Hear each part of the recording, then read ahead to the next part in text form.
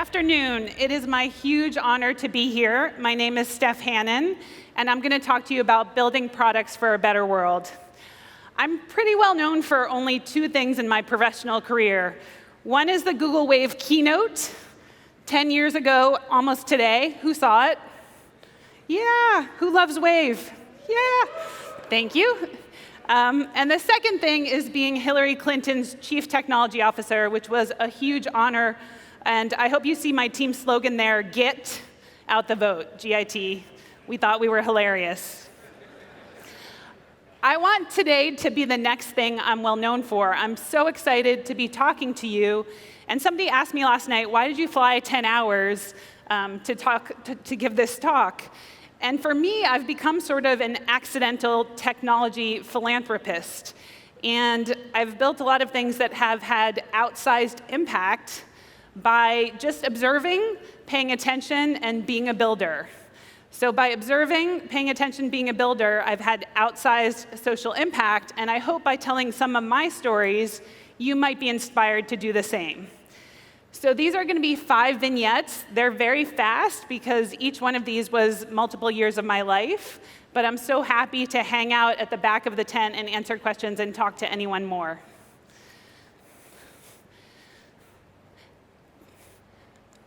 The first story is about Gmail. So I joined Google in 2004, and it had just launched. Remember, we had our 15-year anniversary last month, and Gmail looked something like this. One of the first things I built as a product manager was the ability to represent yourself as a different email address. So a lot of people were forwarding email into Gmail, and that's what you'll see on the top right of the next screen. Everyone recognizes this, right, from 2005. And what I noticed right away is that most email was being forwarded from universities. And I thought, is there a way we can give Gmail to free to all university students and K-12 students in the world? And that's the kind of dream you can actually go and chase at Google. On the left side, I put the Google Mail logo, because also in 2005, there was an issue with our German trademark, and we had to change the name of the service to Google Mail. But the positive benefit of that is we were actually able to finally host on other domains. So the combination of these two things, seeing all the university email flooding in to take advantage of our cool search technology, and then being able to host on other domains by necessity, meant I worked with a team to build what we now know of as Gmail for your domain, which is part of the Google Apps suite. It was not a beloved idea in 2005. If you can believe it, these yellow boxes were Google's enterprise strategy. So the concept in 2005 of having cloud services was not very popular. And so we built this through a 20% engineering project. You've probably heard a lot about that over the years, but it's real. The whole first dashboard and administrative panel for Gmail for your domain was built with 20% projects. This is a snapshot of what it looked like when we launched in 2005. And I went to the Stanfords and the Berkeleys and the luminary institutions all over the Bay Area to try to convince them in 2005 to give us their email. And the concept was too crazy. So the only university that would sign up for it is San Jose City College. And you can see this is the blog post from when we launched it in 2005. And what I'm really proud to say is now there are more than 70 million students. Actually, this is a 2 years ago number. Jonathan Rochelle, who's talking next, said it's 80 million. So from a little concept in 2005, now more than 80 million students have access to free email. They told me if I want to keep your attention, I should move. So in case that wasn't subtle, I'm just doing it. Oh. While I'm saying my dreams, I have a dream that somebody in the back of the stage will take a picture, because this is the coolest venue I've been in, and then tweet it at me. So anyone. Tweffany. And again, 2005, I thought Tweffany was a really cool Twitter handle. Lots of things we could talk about there. The next story I wanted to tell you is about Google Transit. I moved to Google Zurich in 2006. You might know that Zurich has the most daily transit trains going through it every day. Zurich has more than 25,000 kilometers of public transit network. There is a public transit stop every 900 meters. But in 2006, there was no transit integrated into Google Maps. I know the younger people here might not believe that.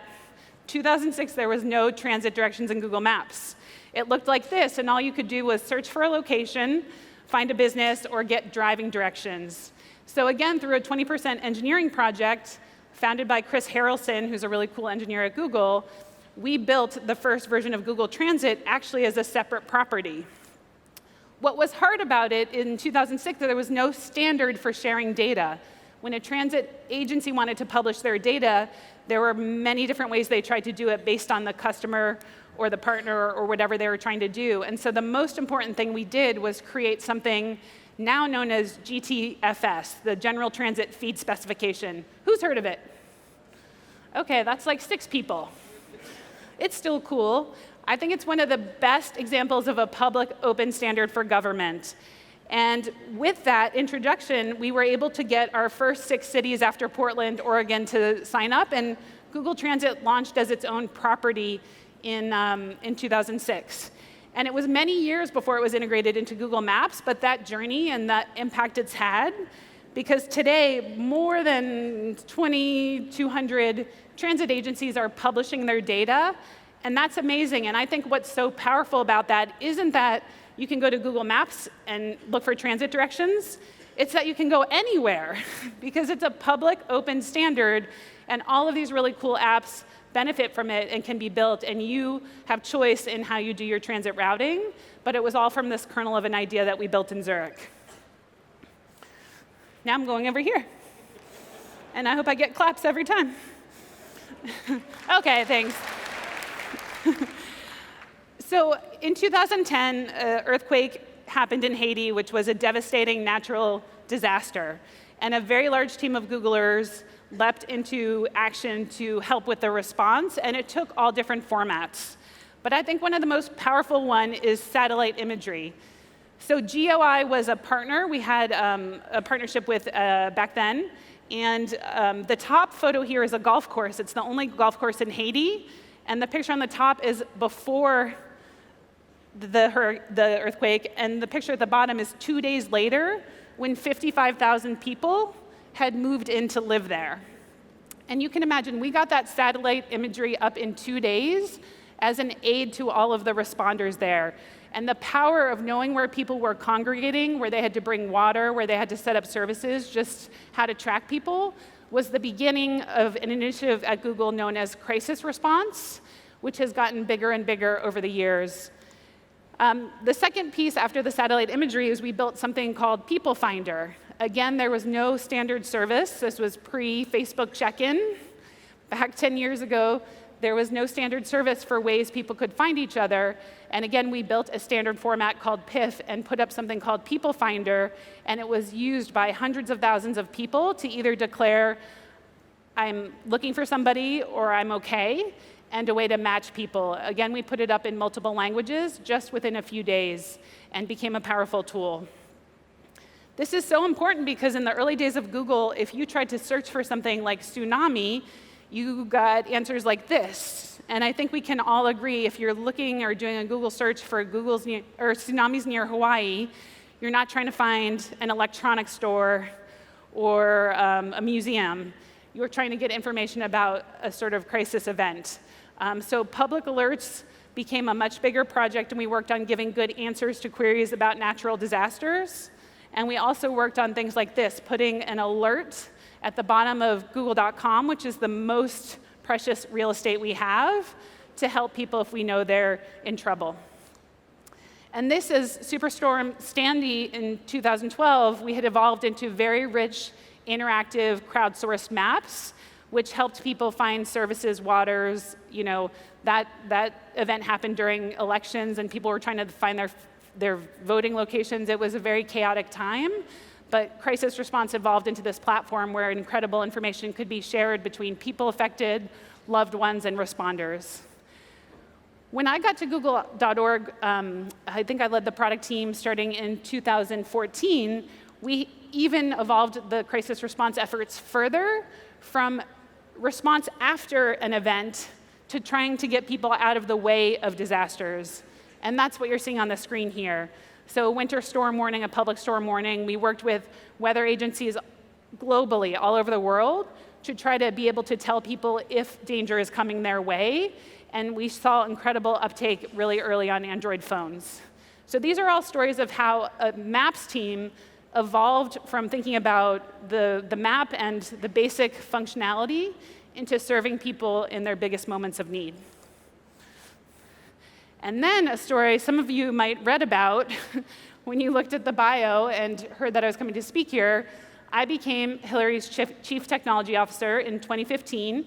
I worked for her for 20 months, and in that time I hired 80 engineers, product designers, and product managers, and we built and launched more than 55 products. So an epic arc of development and innovation. I always say we're the biggest startup of 2016 that nobody talked about. It was just an epic effort, and I'm so very proud.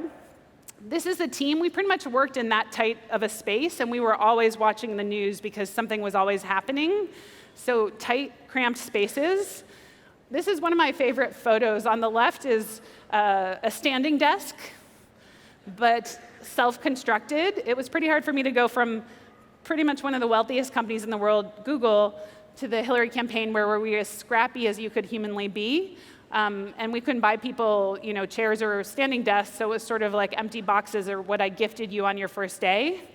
And then on the right, we have our motto, because there were hard deadlines, and if you didn't ship something by a certain date, like the Iowa caucus was February 2nd, if you had a tool for the caucus and it didn't work, it was too late. Or if we built a tool for her first debate with Trump and it didn't work, it was too late. So there was a certain intensity to the effort. People often ask, what's the job of a CTO? It's not obvious, what people do in politics. So the number one job is to get people to turn out. In the United States, voting is not compulsory, so getting people to the polls is the number one job. The second job is raising money. So raising money is important. For the last 2 elections, each candidate has spent more than $1 billion. I know that's a shocking amount of money. We can talk about that for a very long time, but raising money is a critical part of what the technology team does. And so I put together some more information about money and how much it costs. I put together some examples here, not just of one thing we built, but a diversity of things we built to help give you a sense of what an engineer can do in this environment that might not be obvious that you're needed. So we built the donation and optimization platform. You can imagine we did all sorts of experiments and trials and said things like, would a free sticker help people want to save their credit card?